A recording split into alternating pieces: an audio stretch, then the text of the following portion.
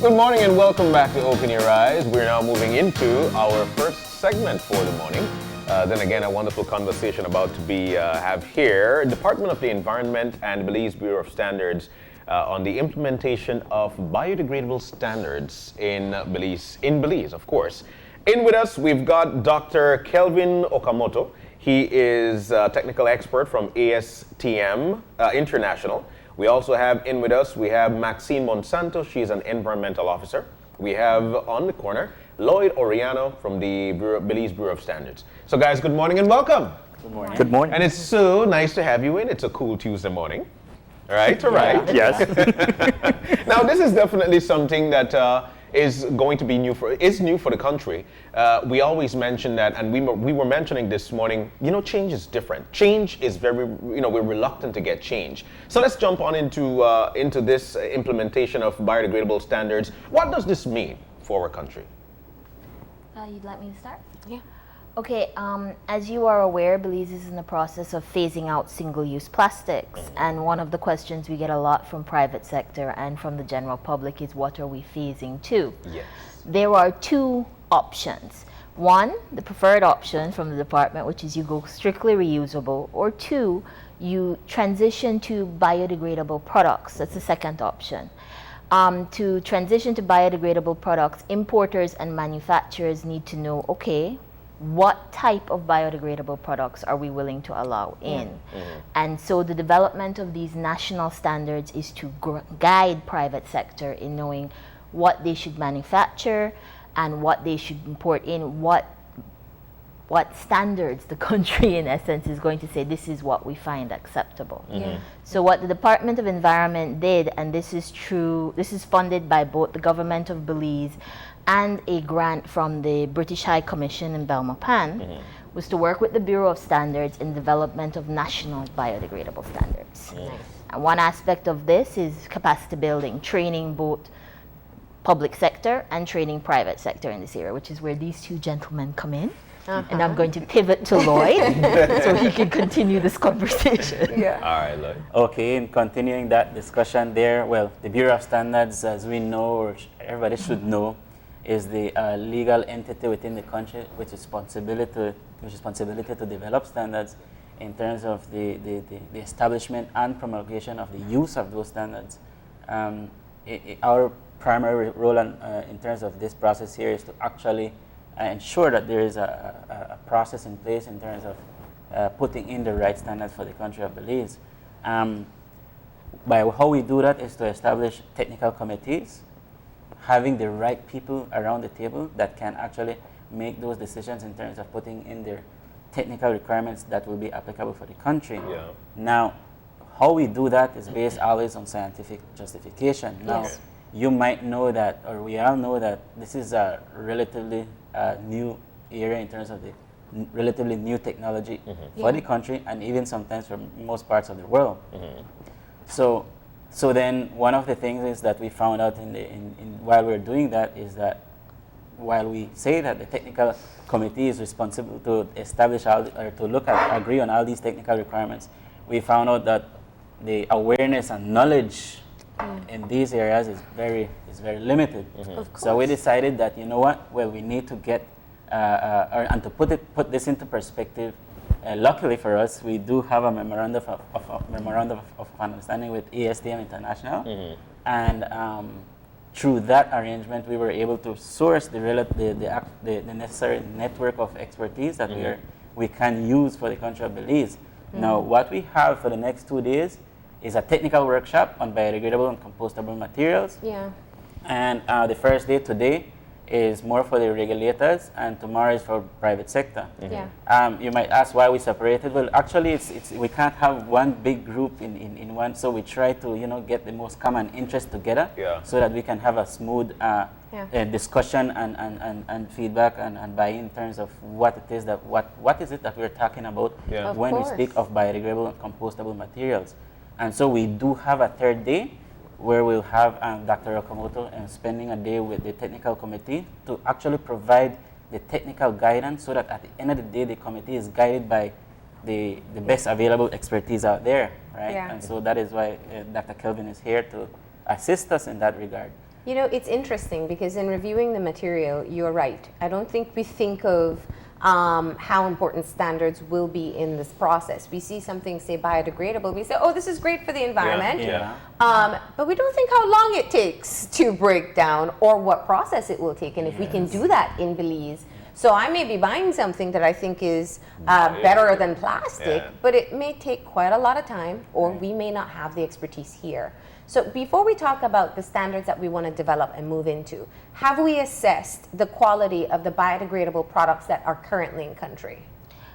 Yes, there was it wasn't very many companies that are importing in country. Okay. So at the time when we started this process, we did do an initial assessment to determine what is actually coming into Belize. Yeah. Most of it is paper, some of it is biodegradable plastic, and Bureau went through a research process where they checked to see what it was, and using that with the technical committee, we came up with a starting point as to where we want to go. Okay. And so based on the products we currently have, are we doing okay in terms of the quality of biodegradables we're bringing in? Yes, I would say pretty much we're doing okay in that regard, but you find out that there could be a negative effect towards that as well, because you would find that maybe labeling is very important in this aspect. Of course. Very, very important. And you would find that if we cut off the importation of these products, everybody will start to label biodegradable. And you as the consumer, do you know, or how am I assured? It says biodegradable, so we'll get that. Biodegradable And I'll think I'm doing something right. Yes. Yeah. So all these things we need to carefully think out how we are going to do that. I'm going to be very frankly in terms of setting the standards is not the actual hardest thing. It's the conformity assessment to those standards. That is the very difficult task that we have ahead in terms of ensuring that indeed that biodegradable cup is indeed a biodegradable cup. And is it fulfilling the objectives of the regulation, and is it in compliance with the standard that we have put in place? Shouldn't these things have been done prior to saying, you know what, we'll just stop the import, we'll just stop with single-use plastic bags? Shouldn't we have been able to do these things before we get to that stage? I think this is one of the things that's causing the uproar. It came at the hop. All right. Yes, we're phasing out. It's a phase-out process. But it was said that, you know what, we're not able to import these things anymore, and manufacturing companies, you're not able to manufacture these things. Where are we there? Well, I will say in terms of the standards process, it does require some time. Sometimes, for example, the Department of Environment through this initiative came to us, we need standards. Sometimes if you would come to us, you need a standard, you need it like last week. And when we would tell you, well, okay, the standards, considering the processes, and if there needs to be a new standard, no less than 2 years to develop that standard. All right? So it is a process. At the end of the day, I think we've started the process simultaneously in looking at the regulation and looking at the requisite technical requirements. I think it's a simultaneous process that we did at this point in time. Depending on this implementation structure, then of course sometimes you would think that you should know these technical requirements prior to setting up any technical regulation or any conformity assessment program. Right? So first the standards, then the conformity assessment program. But occasionally, sometimes, because of time constraints and because of the way the process goes, we need to get certain things started. So the phase out has started, but the lock on importation has not occurred as yet. The first cutoff date is April 15th. So there is still time, and during the last 2 years, there was development and discussion and consultation and everything to get to this point, which is where we're Dr. Okamoto in country now to train the private sector. To move into that next phase. Yes. Correct. So our primary objective for the next 2 days is to actually create that awareness in terms of what it is that we mean when we say about biodegradable and compostable materials, and that is the reason why Dr. Okamoto is here, to try and assist us as much as he can in terms of in that regard. So Yeah. All right. So, Dr. Okamoto, there's been quite a bit put on you so far to explain. Yeah, we need your But assistance before here. we get there, I want to acknowledge the fact that, change is difficult. And that's one of the things we're trying to achieve here. Secondly, Belize is ahead of the curve with this particular initiative, although other countries have. So based on your experience, when you look at the phase-out plan, and it seems you've had a hand in it, what are some of the expected obstacles along that way? Expected obstacles are understanding what biodegradable means. Yeah. One of the big issues is that there are lots of ways to biodegrade. You can biodegrade in water and soil and compost, etc. And what biodegrades in one condition may not biodegrade in another condition. So when you say biodegradable, is it water, is it soil, is it whatever? And that's very difficult concept to get across unless there's a lot of public education and so on. Yes. With Belize having the population that it has, it makes it easier to actually get to reach your total population, they say, rather than in a country like the United States. The nice part is that the United States, Europe, Japan, and other places have already done a lot of things needed to actually certify and to test the different products. So with Belize being what it is, often what you can do is often work off of what the other countries have already done, which will reduce your costs dramatically and also make it much easier to implement. But in terms of international standards and also capacity in Belize, because where I'm sure in the United States, they may have more access to tools to do different processes of breaking down whatever biodegradable item. Will we have that here? Will we have the, whether it's weather conditions or equipment or even, I don't know what else would be used, but any other element that will be necessary? And that's a very good question. And that's where we have to have a discussion on Thursday as to exactly what conditions do we want to set the standards around for how you do, say, environmental biological degradation. Or do we want to do composting? And composting, actually, the nice part about composting is there's very set conditions you should really actually use or have operate in the compost. So it doesn't really matter whether you're in a warmer, humid environment like Belize or if you're in Alaska in a very cold, dry environment. Compost is supposed to operate the same way. So, one thing they are looking at is composting, and then how do we set that up if that needs to be set up here. I also wanted to, and I'm glad you spoke about the weather, because here in Belize there are only two. It's either wet or it's dry. Now, while we're moving into this, is it a good thing for us, especially that our weathers are wet or dry when it comes to the entire biodegradable process? Does this put us in the forefront, or to say this is better for us or worse? Where are we there? Good question, and I would say that it really isn't better or worse for you. What you do is you find a biodegradation conditions that work for Belize. And there are, even in the US, you can go from very cold to very hot, and you can use similar tests across the whole country to indicate the biodegradability of a product. Lab tests are one thing. The other thing you can do is also do tests in the field, to actually test in the field before you actually get it out there for final use. And in fact, what we're finding is field tests are often very helpful because your conditions in the lab are going to be very set, whereas your conditions in the environment are not. And so you really do want to do field testing too. That does add time, but your lab tests tell you what you can and cannot use in the field. So let's move into our crash course here in terms of how you break down a biodegradable product. What are the typical options? The typical options are composting. And composting, there are lots of different types of composting. There's industrial composting, which is your large piles by the which are set up by companies or so on. You can also do home or backyard composting, and you can even compost using worms, called vermicomposting. The other ways are there's soil biodegradability, There's water biodegradability, and there's even anaerobic digestion. And anaerobic digestion means without oxygen in a vessel.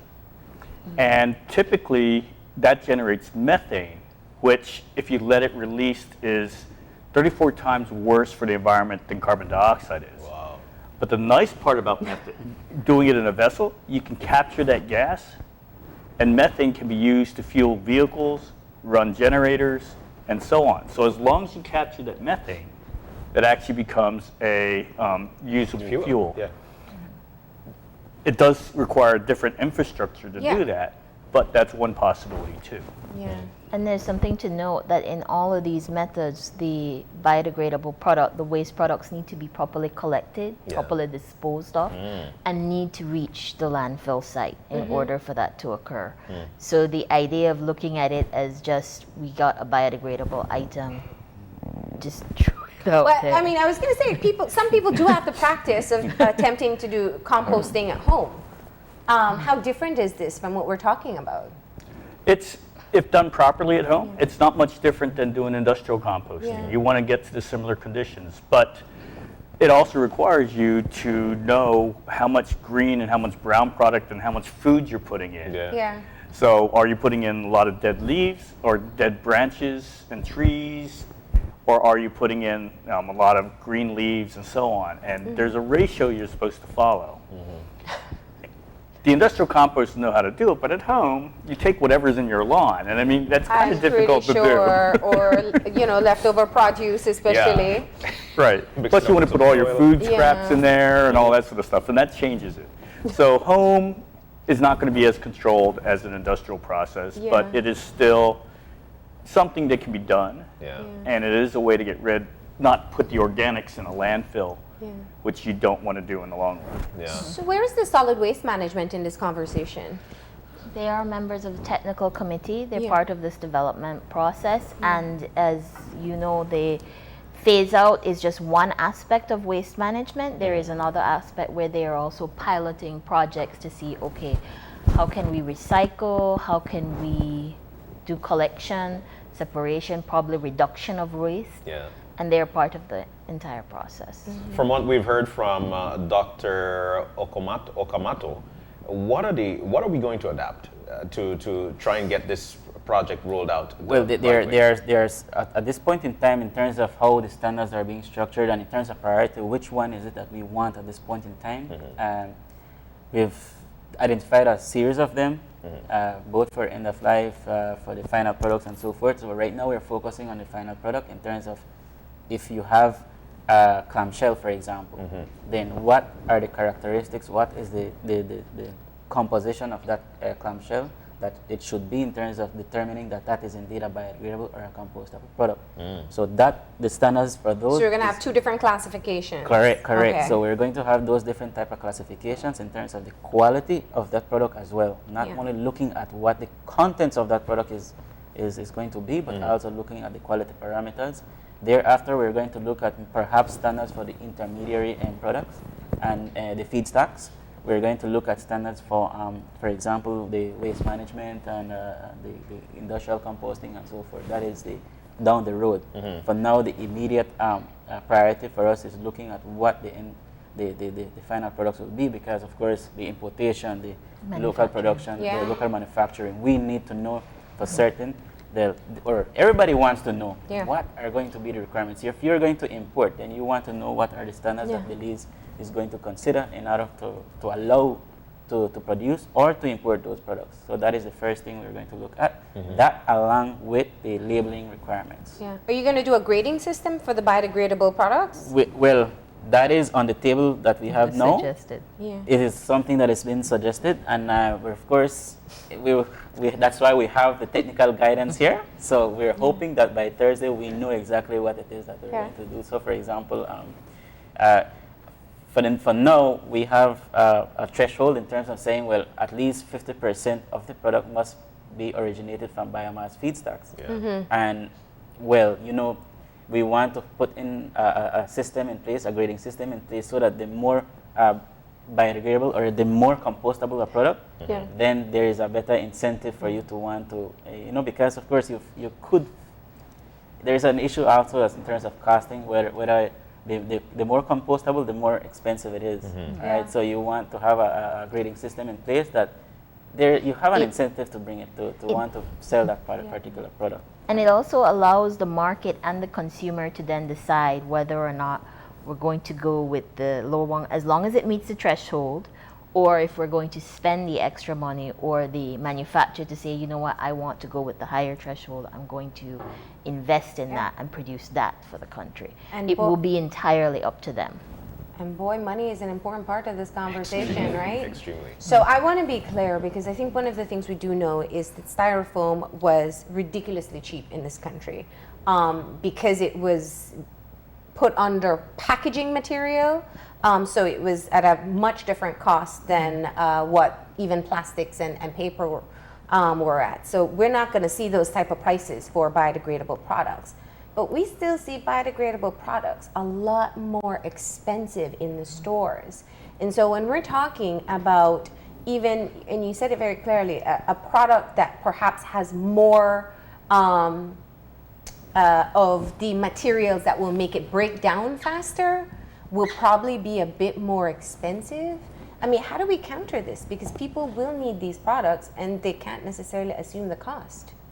This is where the development of the incentives package through the Ministry of Trade is occurring. So there are different components and different players. Solid Waste is doing a component as it relates to solid waste management, Bureau of Standards, and you can clearly see the collaboration. Bureau of Standards is working on the national standards. The Department of Environment is handling coordination and public awareness, and the Ministry of Trade is dealing with the aspect of the incentive package for the importers and manufacturers for these products. So hopefully in the future we should see some changes in that area with the pricing of the products. Yeah. Well, it does seem like a collaborative effort. Now, one of the things that we've got, like I mentioned, we've got manufacturers of single-use plastics in our country.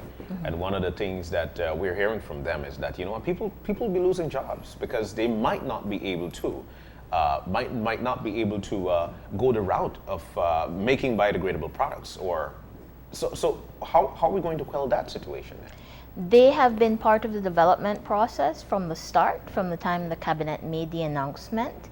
And again, it is the collaboration and work that is going on with Ministry of Trade, and they have been given the options to transition or to move to other things. We have some of those manufacturers who have found alternatives, and they say they will be bringing those in. But again, this is a market issue, so they need to, it's not as if they can keep producing a product that globally is slowly being phased out, even within our own region. That will be illegal, essentially. Which is why it's a phase out. It's allowing you the time frame to wind down your production, wind down everything, and to move to something else. And in terms of how comparable is it, the cost of producing a biodegradable product that meets the 50% threshold versus what they're producing now? I would want to think of Dr. Kelvin. Okay. Well, one of the things I'll note is that depending on the product that they're making now, with petroleum-based or that are not biodegradable, sometimes you can actually put in only a few bits of extra pieces of equipment to actually do the conversion. So if you make a plastic bag today that's polyethylene, the standard material, you can switch to a biodegradable material by installing what are called material dryers to dry the material before you actually run it. If you do that, you can actually use the equipment you presently have. So the switchover for some of the products is not going to be too dramatic. The issue is that polyethylene is very inexpensive. And versus if you switch to the material for the bags, you're talking probably 2 to 3 times the cost for that material. And that's where your major cost comes in. It's not really the processing, it's actually in the material itself. And one would have to determine how one offsets that extra cost. And what's been done typically in other countries that have already made this step? Most of the countries, it's just a market-driven issue. Unfortunately, that makes it very slow in the conversion. In the US and Europe right now, it's more voluntary, though Europe is moving towards a mandatory switchover. But right now there's no real incentives to actually do the switchovers. Yeah. In a country like Belize, which is small enough, that may be much more manageable to actually do something like that with incentives. Yeah. Whereas, it depends on what your country's economic capabilities are and so on, and what you're actually driving towards. What I also hear from what you're explaining is there are business opportunities as well. And Belize also being rich in certain resources, we may have some of the raw materials here that we're not taking advantage of. Yes. Is that part of the conversation that will be you'll be putting forward in the next 2 days? That will be part of the conversation. If you have any agricultural resources that could be used to make, say, pulp molded products like what's shown on the screen right now, then you can use Pulp those. products? So Pulp like products. the trash that's left behind, the biodegradable? Yes. Yeah, okay. So if you do sugar cane, you press out the sugars, you have something that's left behind that's called a bagasse. Yeah. You can actually shred that and turn that into fiber that can be used to make products. Okay. So there's different things that you can do depending on what your resources are, especially agricultural resources. Okay. And for Belize, that's also what the Ministry of Trade is looking at, because what they have noted when we started this process was we are an agricultural society. Yeah. We do have the actual byproducts on hand that can be used to contribute to making biodegradable materials. It's just Definitely. that we don't have, or we only have like one facility. And so the idea is to encourage other manufacturers to come in and set up shop, because the raw material is here. It's an opportunity, and being Belize links with Central America and the Caribbean, Definitely. Yeah. it's an opportunity to export to boat. Absolutely. The door is wide open. This is definitely one of the things that we're seeing, especially with our neighbors right across from our borders. And which leads me to ask about because it's the implementation of the biodegradable standards, and it says January 28th to the 30th. Tell us again what's going to take place here and who should be there. Okay, first of all, I would have already mentioned that these 2 days is heavily to focus on creating that awareness and that technical know-how in terms of more or less what it is to be biodegradable and compostable material. On Thursday, we will get that technical guidance for the technical committee, having heard different discussions over these 2 days from private and the regulators. Take those into consideration, and then we have what we call a final draft standard. Yeah. That was going to For be the my country of question. I Belize. mean, how much So- will the participants be able to contribute to what will be the final standards? Yes, I would have, okay, very good question. In terms of the standards process, it allows for everybody to be able to be a part of it. Yeah. Contribution, even the consumer can have access to what we're doing in terms of reviewing what we're doing and have comments in that regard. The process basically today is for regulators. Invitations have already gone out. Bureau sent out invitations. So today is the government regulators. Tomorrow, invitations have gone out to well over 60, I believe. Right. Of private sector who will be present in the room. Thursday is a specific consultation for the technical committee that has been in existence for the last year, that have been putting together these standards. There is already a preliminary draft on the table, and Thursday is to review with Dr. Okamoto. And then following that, we go through, the technical committee meets one more time, I believe, and you can correct me, to approve those, at which point they get published for public review. Okay. So the same way how we go through a review process that we did for the legislation, we'll be doing the same process for those standards, but we will be following Bureau of Standards legislated guidelines. Yeah. Yeah, at the same time, we're also looking at the process in terms of what will be the most adequate certification process for the country of Belize to accompany those standards as well. So. What about the testing after the regulations? Are you getting, I mean, you spoke for yourself that that's going to be very complex. Right. And if something is supposed to take 80 years to break down, I don't know what the 50% threshold allows for. How do you test this in a lab?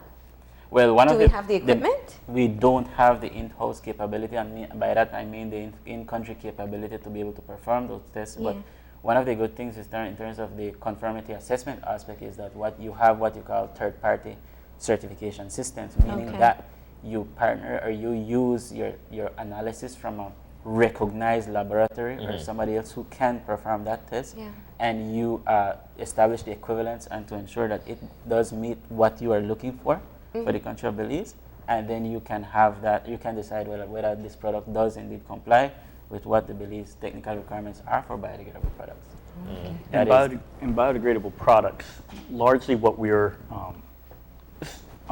the standards set limits on how long you can take Yeah. to biodegrade. So for composting, your maximum time is 180 days, 6 months. For soil biodegradability, you set it up as short as possible once the material is disintegrated or broken down. And in water biodegradability is the long one. That one is going to be 2 years or so.